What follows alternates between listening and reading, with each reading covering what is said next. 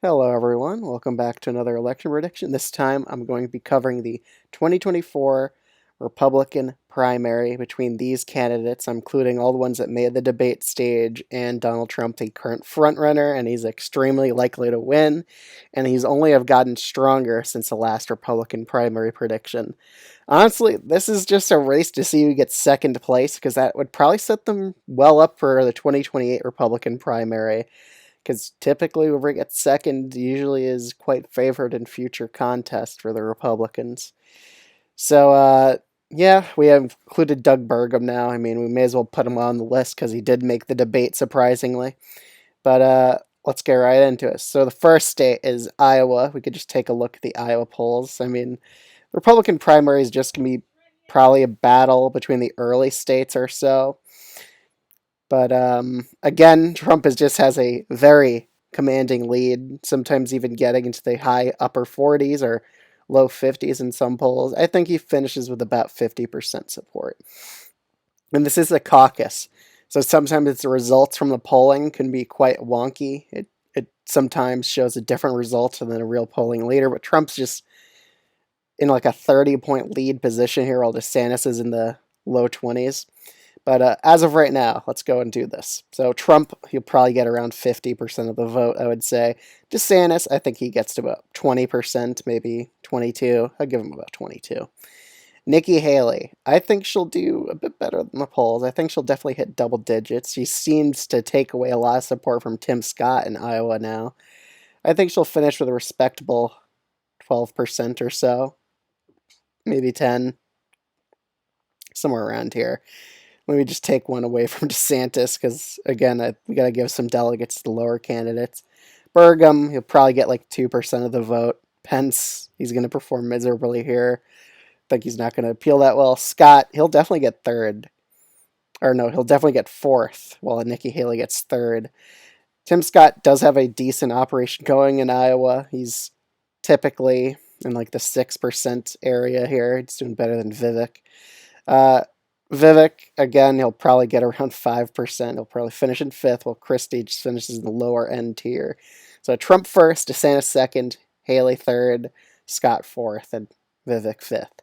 That's currently how I see the race going in Iowa, and Trump will just further on that momentum with the New Hampshire primary. So let's just go head over there. Okay, New Hampshire, his lead is a bit lower than it is in Iowa. Like, actually, it's got quite similar. Some polls had it low as 39%, but it's more so in the lower 40s, I would say, his lead. But that's still dominant enough to win. And would anyone drop out from that Iowa result? I mean, I think Mike Pence might drop out after getting 2% and possibly even. I think Burgum would stay until New Hampshire.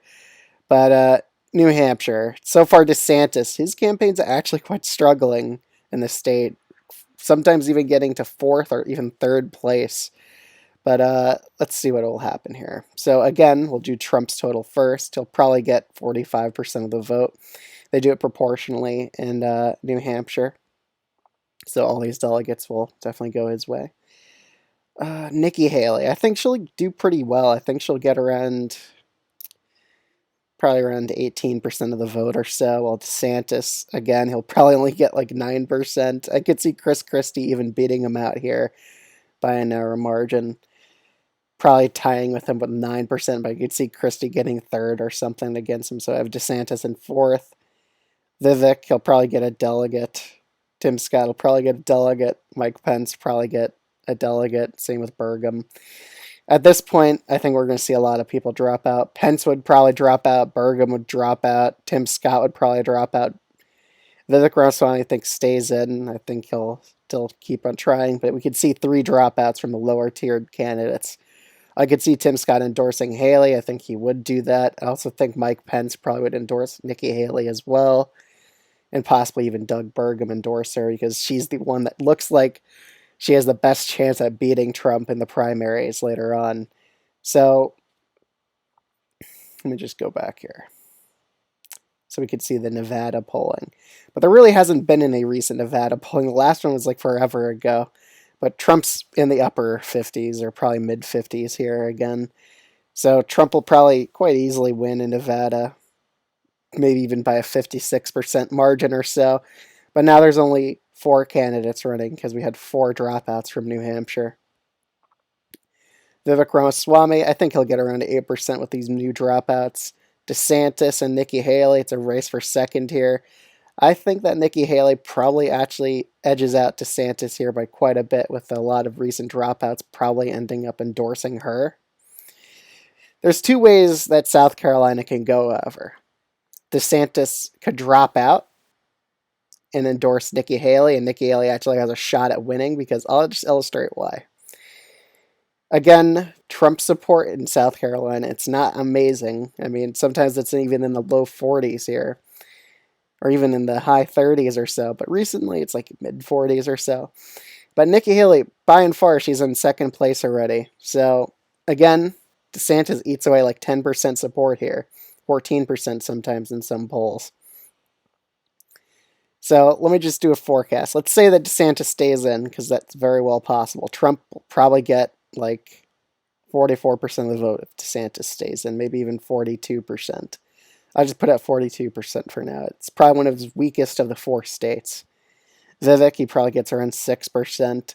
DeSantis, he would probably get around 14%. Or no. How much would he get? Probably like 18% or so. Let's be favorable towards him. I think Trump will probably be at 44, and Nikki Haley, with all the dropouts endorsing her, she would probably be at 32% already. We just combine that. So DeSantis, he can make a play here. He could either drop out and just say to Nikki Haley, if I drop out and endorse you, will you choose me as VP? He could do a play like that, or he could stay in the race and pretty much ensure that Trump wins the nomination by splitting the vote with Nikki Haley. So let's say that he, just for the sake of the video being a bit more interesting, let's say he actually drops out and endorses Nikki Haley. Now, not all of his support would go to Nikki Haley, but quite a bit, a lot, like most of it would. But it could probably end up in a result with Nikki Haley winning by 2% or something. So this is the only way that the Republicans have a chance, is if they all drop out and endorse Haley, who probably has the best odds of beating Trump at this point. But this is a very unlikely scenario that everyone drops out and endorses her, but we're going to go with this thought experiment still, just to see what would happen and what if. But I could see a lot of them actually dropping out and endorsing her.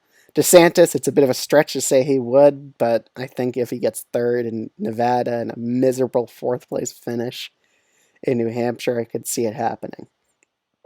So Nikki Haley off of a win in South Carolina. But we're going on to the Super Tuesday states, and let's just take a look at the primary schedule here. Okay, so the next states, let's see, the Virgin Islands caucus. I'm pretty sure that's done by delegate selection. Michigan's primary. They were debating about putting Michigan to like March 9th or something, because they don't want to hold it the same day as the Democrat primary. But we're going to see Idaho, D.C., and North Dakota probably. Okay, the Virgin Islands, they do it by delegate selection. It's a very weird system. But I think Trump would have probably a narrow edge here unless Nikki Haley convinces them to back her instead. Let's just say it'll be a bit closer just because of that. So the next one would be Idaho. And again, it's a caucus, but there's a lot of Mormon voters here. But still, I think she would probably narrowly lose it. I'm pretty sure it's winner take most. Let me just go ahead and check on my phone. Yeah, it's winner take most, so he'll get like 2/3 the delegates there. And then the next state would be D.C. and North Dakota. D.C.'s winner take all. I really think Nikki Haley is her best bet at winning a primary. She probably would win it against Trump if she's in a one-on-one race. And North Dakota, it's also by delegate selection, but I think most of the party elites would probably just favor Trump at this point in North Dakota. Be something like that of a margin. And then we head to the Super Tuesday states, basically. All right, so Vermont and Massachusetts, I think both of these states probably go heavily in favor of Trump at this point, and the winner take most, which is why he's getting like 2/3 the delegates. Same with Maine as well. Alabama, probably an easy Trump victory. I really don't see her making that much headway here. Tennessee, probably another Trump victory, even if it's on a one-on-one race. Also, I assume Vivek would drop out at this point and endorse Trump as well. Nikki Haley, again, she would probably lose to Trump in Oklahoma quite badly. Texas, probably united against Nikki Haley at this point, just because Trump has such a commanding lead in the polling. What other states? Minnesota is winner take all, so Trump would probably get 100% of the delegates there if he just wins. What other states do we got? North Carolina, Virginia. Those are proportional states. But again, Nikki Haley would probably be lucky to get into the 40% here. I think she probably would because she is from neighboring South Carolina. And she would probably be the best bets at doing decent here. The two states that she has the best chances in are Colorado, Utah, and let's just throw in a third one, Alaska. Just because Lisa Murkowski, a moderate Republican, she managed to win a primary here against another Republican. Oh yeah, California. It's winner take most as well, so Trump will get like 2/3 of the delegates there. But Alaska, it's too rural of a state still. I think they just still really like Trump quite a bit, but she'll get a decent margin there. Utah and Colorado, it's Nikki Haley's best bets, and I really think that whoever the last Republican nominee is, even if they lose South Carolina, Utah's a state that they have the best shot at winning in, and I really think that whoever's left, as long as they're a decent candidate, like Nikki Haley or even DeSantis, this is the one state I'll definitely probably still give to them because I do think that Trump's the weakest in this state of Utah with a GOP primary. Colorado, it's probably going to be razor thin either way, but I could see Nikki Haley winning here, especially if she wins in South Carolina. But let's say if she loses in South Carolina, I think she probably might just drop out. But if she stays in, she would for sure win Utah and DC. That's for sure. But Colorado, it's dependent on if she wins South Carolina and that hypothetical where everyone drops out to endorse her. I could see that occurring. But yeah, did I hit all the Super Tuesday states? Let's see. I missed American Samoa. How could I forget about that one? That's delegate selection as well. It's like party elites pretty much choosing the nomination here, but they're going to pick Trump because he just won most of the early on states. But the next state's Guam. Pretty sure they, let's check it out. It's another selection basis contest. So she could have a chance here, but again, party elites are very unified with Trump. I think she stays around till March 12th's primaries, and when she loses all of those, she probably drops out. But Northern Marianas Caucus, I think this is a proportional state. Trump will have better odds here, and Puerto Rico, it's winner take most. He'll probably get a pretty dominant victory here.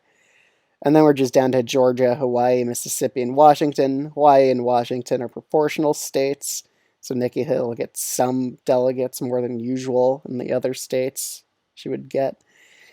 But now we're just down to Georgia and Mississippi. Georgia is a winner take all, and Trump will probably get 100% of the delegates here. While Trump gets a 2/3 delegates in Mississippi. And at this point, yeah. Oh yeah, we forgot about Michigan. I forgot this one. Again, it would probably put it around the Georgia primaries. I wouldn't be surprised if they pushed that date to there, but it's winner take most. So again, Trump would get 2/3 of the delegates, but after this, you just look at the delegate totals. Nikki Haley would drop out. There's no path to nomination for her. She really has little chance to win at this point. And basically, the rest of these states, 100% of their delegates would probably go for Donald Trump, give or take.